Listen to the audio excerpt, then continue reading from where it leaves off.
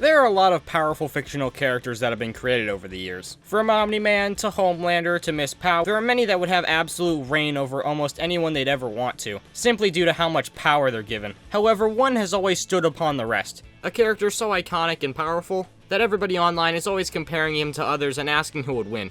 I'm of course talking about King Julian, Goku, the defender of Earth and one of the most powerful characters in the entire Dragon Ball series, and today I want to see if there are any Sonic characters that could whoop his ass. And take a look and see if any characters from the Sonic the Hedgehog series could beat Goku under any circumstance, in any form, with any of their powers, or anything. But before we do that though, I want to lay out a few ground rules. Firstly, everything here is a 1v1, and neither character has any prep time or any random nonsense like that. I'm also going to be formatting this video so the smaller or lesser fights with weaker characters are towards the beginning that ramp up in difficulty with different Goku forms later in the video. So we'll be starting out with Goku's base form and all the way up to Goku's true and final form, seeing who could logistically face him there. And finally, I want to be very clear and say right now that I am in no way a mega Dragon Ball fan. I have very baseline knowledge thanks to this man, but other than that, it's not like I have encyclopedic knowledge of the entire franchise, unlike Sonic. So if I get any random power level wrong or something that isn't entirely accurate, please don't tear me apart in the comments. I'm just trying to be a good little boy.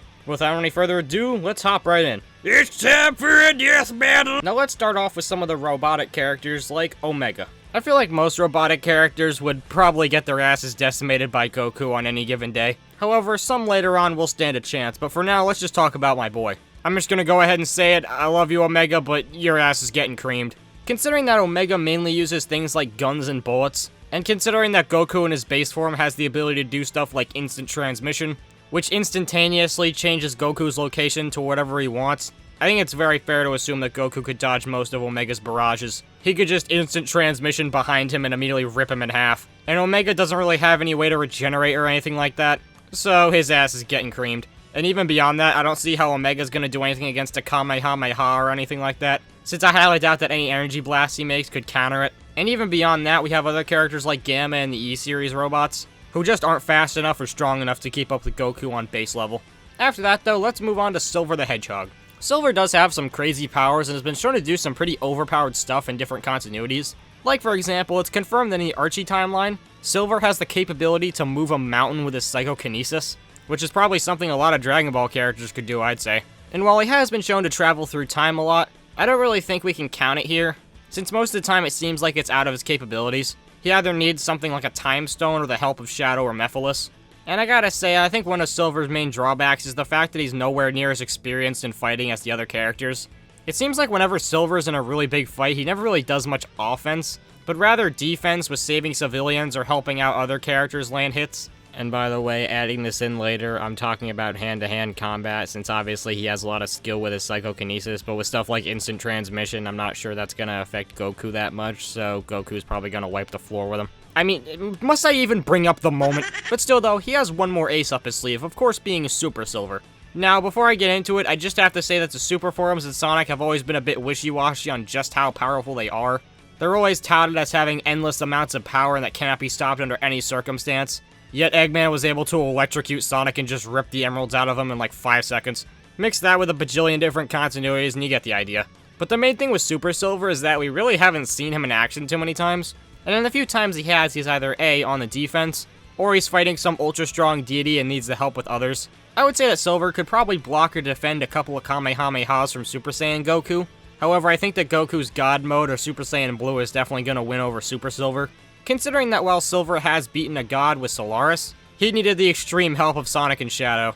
I don't really think he could have beat Solaris on his own, honestly. And like I said, Silver just isn't an experienced fighter. So if the planes were evened out, I don't think he'd be winning a straight-up fist fight. So I don't think Goku is losing to Silver any day. After him, though, let's get on to Metal Sonic. Unlike the other robotic characters, Metal Sonic is really in his own class. He has immense technique in everything that he does, and his sleek design allows him to be super fast while doing it. He has the ability to scan his opponent's attack and replicate them to use against them. He can use his Crystal Shield ability to block almost any standard attack, which might even include the Kamehameha. And all of this just goes insane when he has his transformations into the one and only Neo Metal Sonic, who has the ability to regenerate his own body parts and morph like a Terminator, as well as literally summon and control lightning bolts.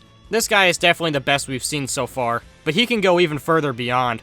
As seen in IDW, he can utilize the power of the Master Emerald to actually go super, creating Super Neo Metal Sonic, which as you can assume multiplies his power to an unfathomable state. This appears to make him even faster than Sonic's base form, or at least match it, and all of his standard attacks are now extremely more powerful. And all of this culminates when he transforms into his final state, Metal Overlord. His giant robot form allows him to wreck everything in his path, and has pretty much all the same powers, but I'd assume has a bit less speed considering that, you know, he's a giant robot. However, it makes him extremely powerful and durable. I say that considering it took the combined might of the whole IDW cast just to distract him so Knuckles could rip out the Master Emerald, as well as the combined might of all the teams in Sonic Heroes, as well as Super Sonic, Super Tails, and Super Knuckles just to defeat him. And even then, that was only due to the Team Blast attacks, which he was able to tank a couple of them, before eventually falling victim. Which, you know, the Team Blast is one of the most powerful attacks that you can use in any Sonic game, so he could definitely take a couple Kamehamehas from Goku. As well, Metal Overlord has the ability to use Chaos Control and stop time. However, I'm not sure this is too effective on Goku, considering he has the power of instant transmission, which sends the user to a universe where time does not exist. I don't think he's going to be winning against Goku anytime soon, mainly since he was defeated at the end of Sonic Heroes and in IDW, showing that despite his immense power, he does have his weaknesses. However, given how powerful he is, I'd say Super Saiyan Blue is definitely required to defeat him. I honestly think he might have a better chance as Neo Metal Sonic, since it seems like speed's going to be a very crucial part in a fight like this. But the main problem with that is that we just barely seen him. He has a couple panels in IDW, but other than that, he's never showed up literally anywhere else. So there's really not much info on him or his powers or abilities, so we really don't know how much his power changes between this and Metal Overlord. However, now we get to the big boys. The two that, if anything, would actually stand a chance overall with actually defeating Goku. First off, the absolute man himself, Shadow the Hedgehog. Shadow has easily the best chance out of anybody we looked at so far, considering just how extremely powerful he is. Firstly, we obviously have his innate ability to use Chaos Control, which at this point it doesn't really seem like he even needs an Emerald to use. This of course allows him to keep up with instant transmission, no problem. And even beyond that, he can counter Kamehamehas and Goku's power attacks using Chaos Blast and Chaos Spear. And even beyond that, Shadow has been shown to be an absolute expert in combat, so assuming that he can keep up with Goku, he can definitely land a few punches on him no problem. However, all goes completely and utterly out the window when he takes off both of his inhibitor rings. Given how Shadow is made out of pure chaos energy, Shadow can only really fight for so long in his base form, so he wears the inhibitor rings which hinder and let him control his unbelievable power. But when he takes them off, he goes absolute sicko mode. I've seen in things like Sonic 06, when he takes them off, he can absolutely decimate crowds of powerful enemies. I mean, this stuff looks straight out of Dragon Ball. I assume this is totally going to compare to stuff Goku can do, even in a Super Saiyan form. However, there's one more form Shadow can take. That, of course, being Super Shadow.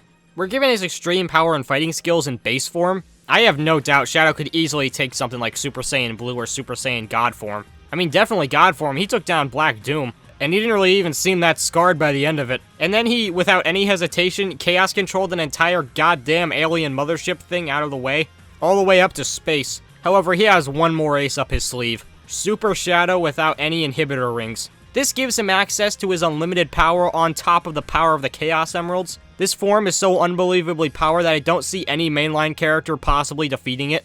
And when it comes time to Goku, he really has his work cut out for him. Super Saiyan Blue is his Super Saiyan 1 form on top of his Super Saiyan God mode, and I think Super Shadow in base form could take them honestly. Maybe winning, maybe losing, but he can definitely stand his own ground. I'd say that'd be an even fight, so I honestly think that this form is leading Goku to his final form.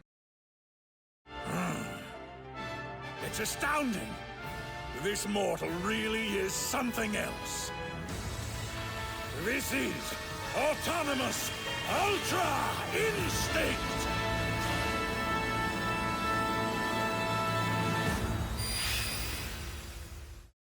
Ultra Instinct. A form that Goku can take which your mind is completely exited from your body and you fight only on instinct. And honestly, I'm not too sure that Shadow's gonna make it out of this one. And that's for two main reasons. Firstly, this form is just so ungodly powerful.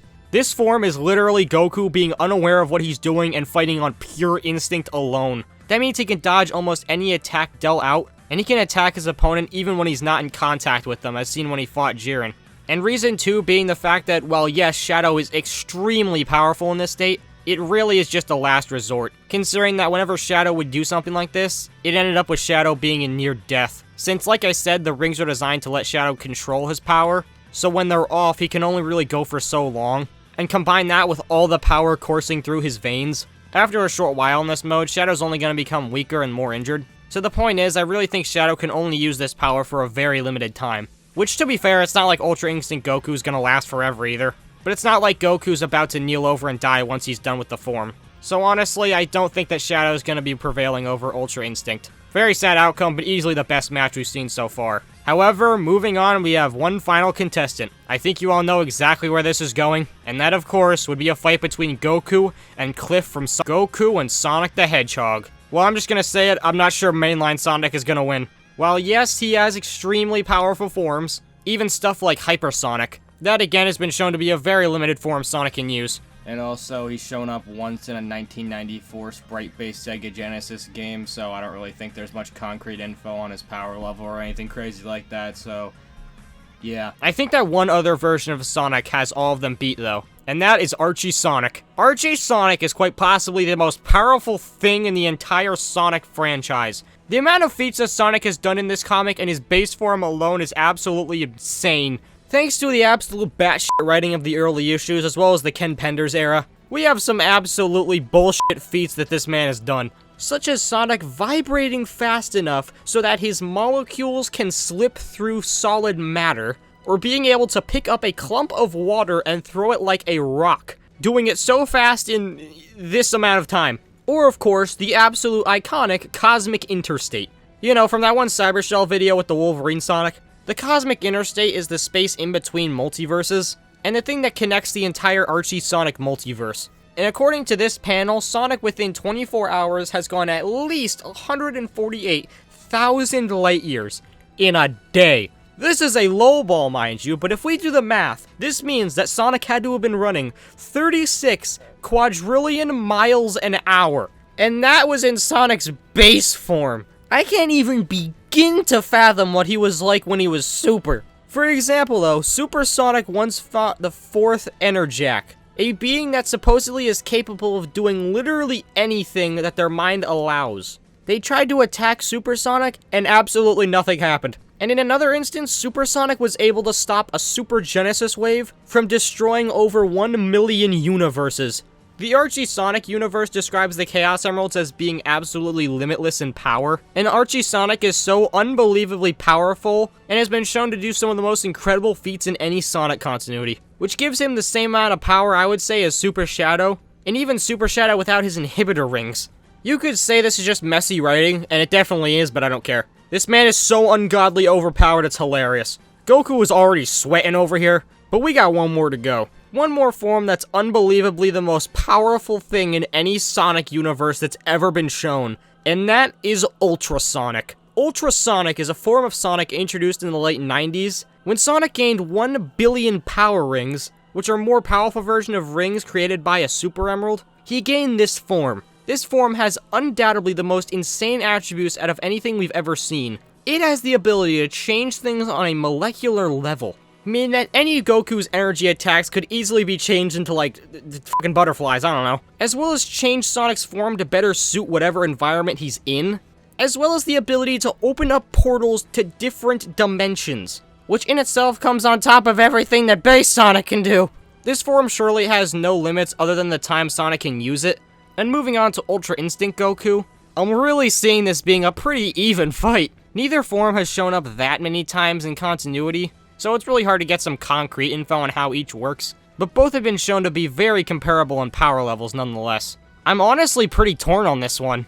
I mean, if I had to pick one, I'd be inclined to say Goku, mainly because it seems that Ultra Sonic doesn't last too long, which, like I said, it's not like Ultra Instinct lasts forever either.